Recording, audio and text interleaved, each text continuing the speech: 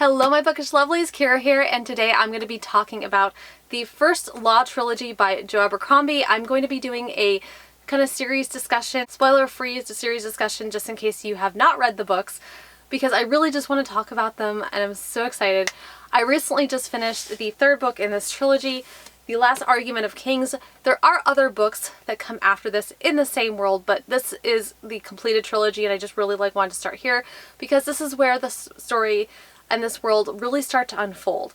So I'm just going to go ahead and get into talking about this. I did do a full review for the very first book, The Blade itself, which you guys can go ahead and I'm going to put a link up here in the cards so you guys can go watch that if you were interested. But I really just kind of wanted to talk about this series because I just had so many thoughts about it. And I wanted to give people that haven't read this enough of a feel to decide whether or not they want to read this for themselves. These books really work up to a final plot line. This is not like a Brandon Sanderson book where you have completed storylines in one single book. This book series takes so much time to build up to the final resolution. So this very first book was kind of a struggle for me because these books have no real plot line. These books are not about a plot per se. They're about making it feel as realistic as possible, and in real life you really don't have one specific plot that you are working towards. You have a multitude of plots for many different characters that you're following because that's how real life really is. So these characters in here are so well developed and you really get a good feel for a three-dimensional character in this. Joe Abercrombie is an amazing writer in terms of character development. Gray characters are predominant in this series and they all feel so real and so lifelike that by the end of the series you will end up feeling like you have made so many friends. Now this very first book is 500 pages of just meeting the characters, setting up their background, who they are, setting up the world, kind of getting a feel for everything that's going to happen. And I ended up rating this first book a 4 out of 5 stars because I really struggle with the fact that there's no plot. What kept me reading these books was the fabulous character development that you got with every single book. The second book, Before They Are Hanged, elaborates on the first book. And this really is about furthering the character development, but it's also about furthering and starting to materialize some of what's going to happen in the plot. Because by this time you actually start to feel like that there is some semblance of a plot and not just kind of working towards nothing like you would have in this book. But the characters once again are absolutely freaking brilliant. They just make the entire story so worth the patience. This is definitely a series I feel like you have to have patience for.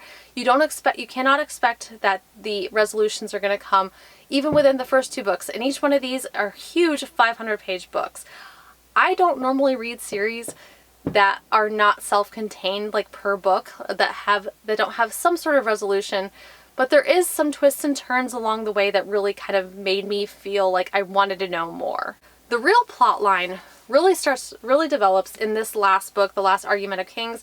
This is a 600-page book that really takes the time to not only really flesh out the characters even more, but also flesh out their storyline and kind of connect the characters in their story. So there's a lot of connection going on. You get to see the characters kind of interact because these are multi-perspective fantasies that are really dark, and every character in this series is gray. There are no good guys in this series. There are no bad guys in this series. There's just okay guys and worse guys. And that's actually what makes these characters seem even more real. In real life, you very rarely meet somebody that is purely perfect and light or purely dark. And I feel like in this, it's pretty much the same thing. You don't really actually meet a character that's actually evil. Even the ones that the characters are fighting against, I really didn't feel that they were this evil entity that was trying to harm the infrastructure. I just felt like they were these real human beings that weren't really good guys, but they were just trying to kind of live and conquer. These books are also heavily political, and so you get to see like the political workings of pretty much all areas of this world and how things kind of work and how they work differently in each world. Now, the real twist actually came in the last book, And I feel like the payoff in these books is definitely worth the patience. You do have to be patient with these books. I found myself kind of struggling until I got to this book, and then I ended up binging it because I could just not contain my curiosity of what was going to happen. I needed to know. I needed to know what happened to my favorite character, Glocka, who is actually an Inquisitor, and he's got like this way about him where they have a lot of internal dialogue throughout all of his parts, and I love that about him. But he actually makes torture funny, and you don't think that's a thing, but it is. Especially like seeing like that in this book right here. This book right here pretty much tells you what you've been working towards in the previous two books. And I was just so blown away. Like, this was so worth all of the books like that I went through just to get to here, because this book makes these books make sense. And this book also, like, there are some plot lines like that kind of start in these books that you don't really realize the significance of until you get to this book. There is a lot of patience like that goes on involved in this series. So I ended up rating like the first two books a 4 out of 5 stars, and I ended up giving this a 5 out of 5 stars. Now, there is a trigger warning in the second book for attempted rape. There's also trigger warnings in all of these books for violence, torture, and being the fact that this is a grimdark series, like, this series is extremely dark. So you will have a lot of violence.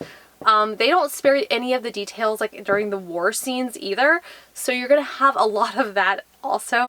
Now, I feel like the real significance of this series is that I wasn't sure how I was feeling about it. I didn't know how I felt about it in The Blade itself. I didn't really know how I felt about it here either. I just knew that I really love the characters, and that when I put these books down, I spent so much time thinking about the characters, and even now, like, I just can't get these characters out of my head. I just feel like I feel like I made so many friends in these books that I kind of just keep wondering, like, oh, I wonder how they're doing. I wonder what they're up to. And that hardly ever happens. And I feel like the love for the series for me really snuck up on me, because I didn't really know the amount of love that I had for the series until I finished this and realized that I didn't have any more stories with these characters.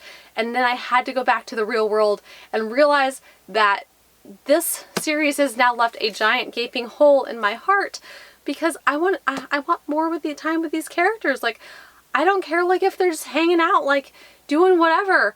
I just want to know more about them. And it's not the fact that they didn't spend so much time teaching about these characters and showing you who they were as people.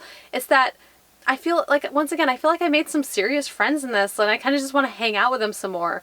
So I feel like the love for the series just kind of like really snuck up on me.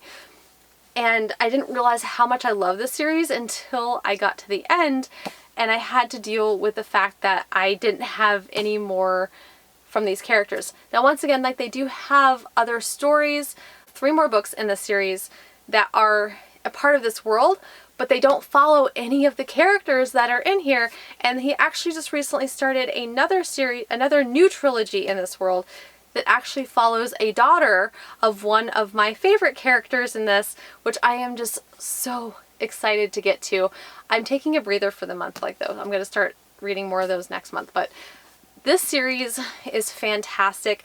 I have been like wondering to myself, because this is a very popular series, like why the series was so popular. And the reason like why the series is so popular is because the character development is fantastic. I can't stress enough, and I'm gonna sound like a broken record, but I cannot stress enough how well these characters were developed and how much I just ended up loving this series and pretty much everything that went on in this series. So the overall progress of this it feels like a little slow, but the ending and the resolution and everything that happens is just so worth the journey. Like, I feel like I just go on a journey like with these characters. The crazy thing is like this book, like right here, has a long journey in it that feels totally pointless. Like, I'm just like, what happened? Like, it just didn't come to fruition.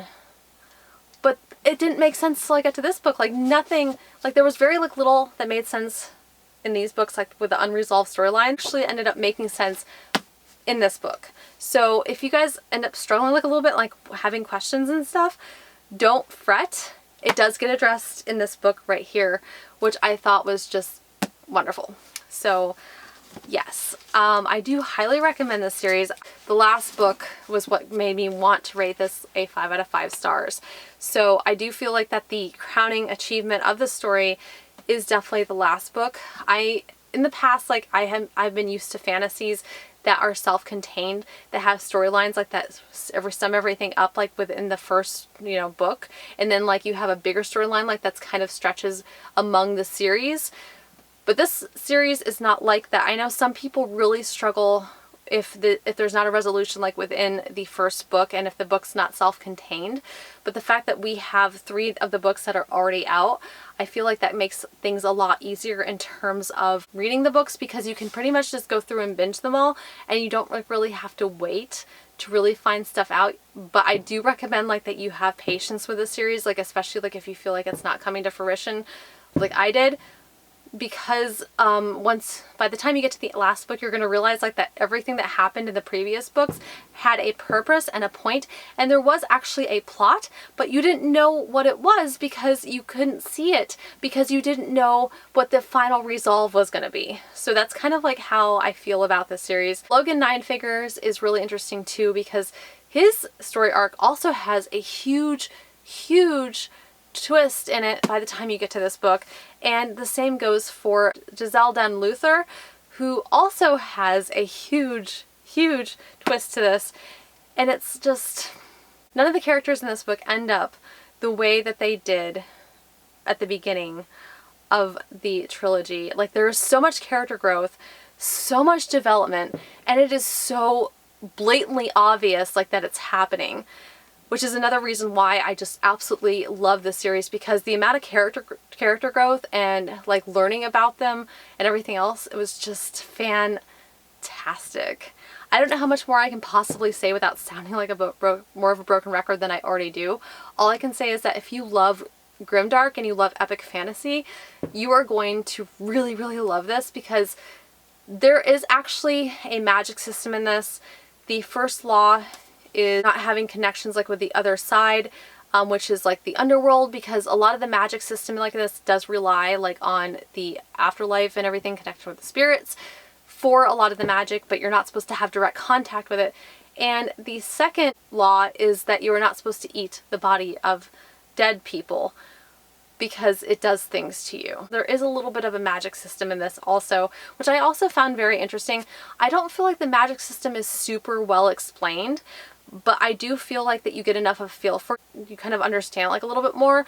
I just don't feel like, I feel like the magic system is meant to be mystical, and it's not meant to be like well explained, because you don't like really have like a first person perspective from a wizard's perspective in this, so you don't like really get to dive in, but you do learn enough about the history of the magic like that it kind of does offer a lot of intrigue and a lot of fleshed out perspective like that you get from it. Once again, like, I mean, it's very mystical because it is relating to the afterlife, so it's not like it's a well fleshed out magic system, but nonetheless it is a magic system. Guys, I hope you guys liked my spoiler-free kind of conversation about this. I do highly recommend these books. I think they are just so brilliant. And yes, it is a lot to read, but I just finished these like not too long ago, and I'm already kind of wondering like when I'm gonna have time to reread these, because like they are just so good. And I feel like I'd be able to pick up so much more after knowing like the resolutions of everything and knowing like that how it ends up. I feel like I'm probably going to continue just to grow in love for the series over time, because it's just such a wonderful, complex, gray character series. If you guys want really good gray characters, this is definitely the series for you. This is like some of his early work, so I will say like that he isn't the best at writing women in this, but I have heard that he gets better in the later books, and that his women development, like as far as like overall character development for the women in his books, does also get a lot better. So, but that's probably like my biggest like gripe like with this trilogy, is like that it doesn't do like really well like with the women characters, but the male characters are just they're amazing and they're definitely worth it. So guys, thank you guys so much for watching. If you guys like this video, hit the like, hit subscribe, hit the little bell icon if you guys want to receive emails every single time I post. I am on Instagram, Amazon, Goodreads, and Twitter. Those links are linked in the description below, and I will see you guys again very soon.